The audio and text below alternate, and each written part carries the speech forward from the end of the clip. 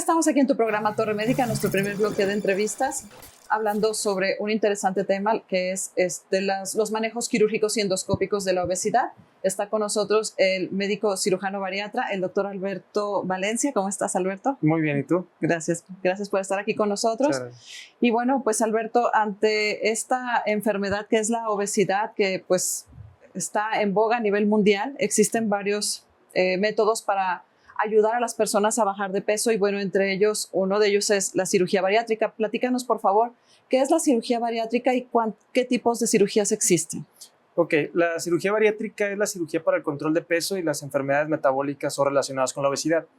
Las vamos a clasificar básicamente en dos tipos: cirugías que actúan solamente con restricción, o sea, restringiendo la capacidad o lo que el paciente puede comer, y procedimientos que antes se llamaban malabsortivos, pero que ahora estamos viendo que más bien son cirugías metabólicas o que influyen con cambios metabólicos a nivel intestinal. Las restrictivas es como la manga gástrica. Las metabólicas, aquí entra el bypass en diferentes variables, o también una de las más nuevas que se llama la bipartición intestinal.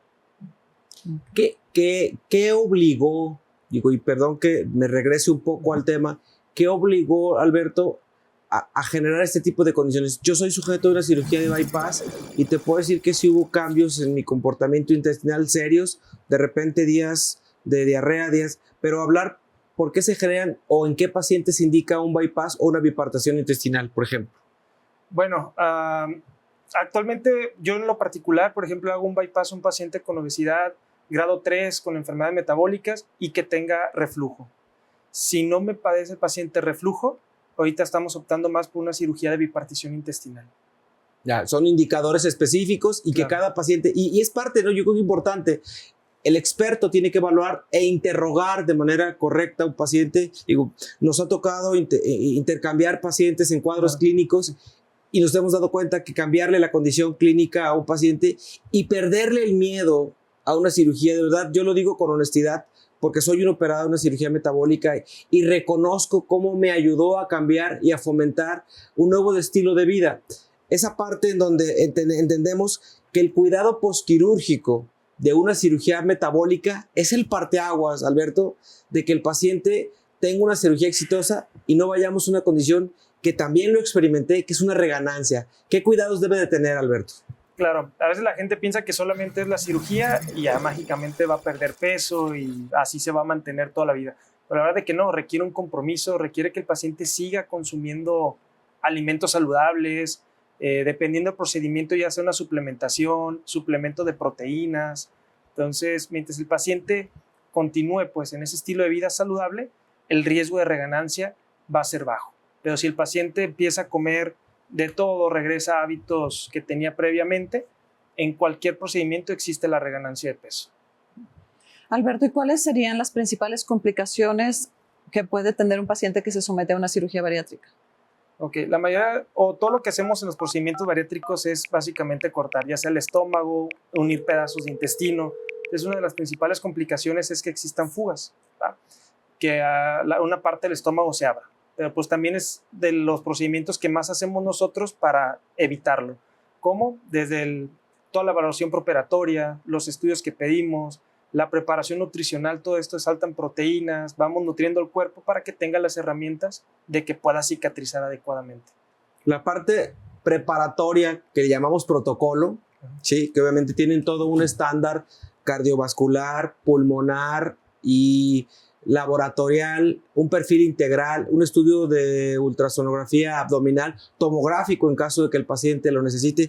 Hemos operado pacientes con padecimientos renales, pacientes trasplantados, que obviamente tienen sus indicaciones, porque obviamente el paciente trasplantado está sometido a una inmunosupresión y obviamente modifica el proceso cicatrizal en los pacientes.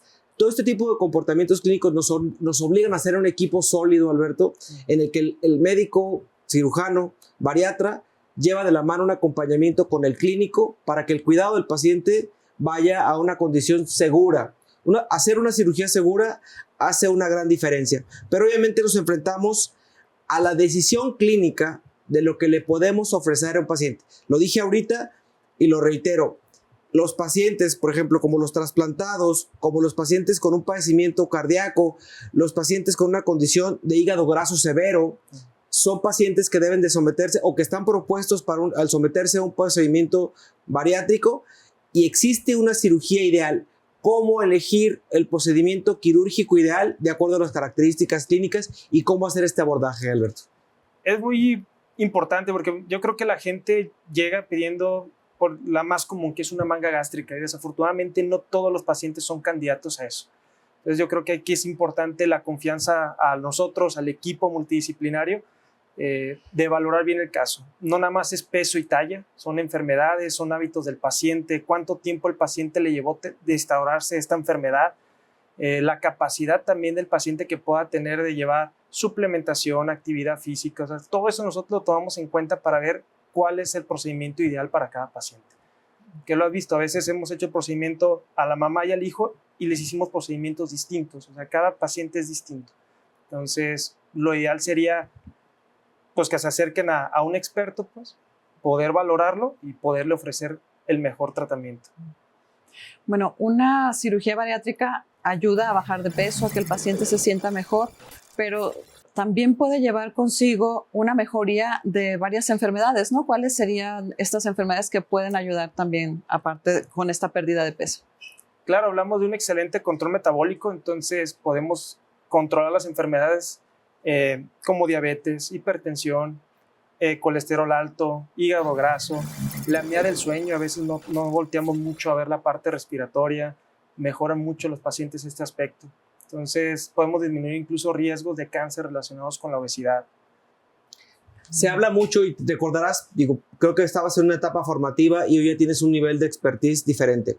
Se hablaba durante muchos congresos, tanto de endocrinología como de cirugía bariátrica, de la curación de la diabetes con la cirugía metabólica. Yo le decía al paciente, doctor, ¿se cura la diabetes con la cirugía metabólica? Y le digo, mire, ciertos tipos de diabetes asociadas a una condición de descontrol metabólico, resistencia a la insulina, en donde el paciente todavía tiene una reserva pancreática óptima, son pacientes en los que puede sentir que hubo una reversión de su diabetes como tal. Y el paciente de este grupo puede considerar que vio en la cirugía metabólica una cura a su diabetes porque obviamente le va a mejorar ciertas condiciones. Esa parte no es mítica y la quitaron porque era parte de un eslogan de publicidad a la cirugía metabólica. Cuando arrancó el mundo de la cirugía metabólica, hablamos de aspectos que quizás la gente no entendería si lo explicamos con estas palabras, que es el mimetismo de incretinas y otras cosas que me costó trabajo, a pesar de que vivimos en un mundo metabólico, me costó trabajo, Alberto, entender por qué el efecto que vivimos, aunque mi glucosa estaba normal, yo tenía la sensación de que me estaba bajando el azúcar cuando consumía grandes cantidades, y obviamente ese efecto que a lo mejor la gente que ha vivido una cirugía metabólica ha escuchado, el efecto dumping, ¿no? Que es una sensación que sentimos que nos vamos a morir porque en mi primera etapa de operado me tomé un vaso de jugo de naranja y casi se me sale el corazón. Esa parte nos lleva a la desobediencia después de una cirugía por no tomar las indicaciones que esto merece. Pero ¿de qué manera podemos entender que un padecimiento no es que se cure, es que se controla como la hipertensión y la diabetes, Alberto? Sí, es correcto. De hecho, es remisión, como tú dices, no puedo decir que se cure, pero justamente hay pacientes que todavía tienen reserva pancreática. Como mejoramos la resistencia a la insulina, el paciente come mejor, disminuimos inflamación, entonces logramos el control de la glucosa. Y existen procedimientos quirúrgicos como por ejemplo la bipartición intestinal, donde vemos el control de la glucosa antes de que el paciente pierda peso. Entonces ahí fue cuando empezaron a ver que no dependía solamente de la pérdida de peso el control de la diabetes. Entonces ya nos metemos a niveles de hormonas, de estas incretinas, GLP-1s.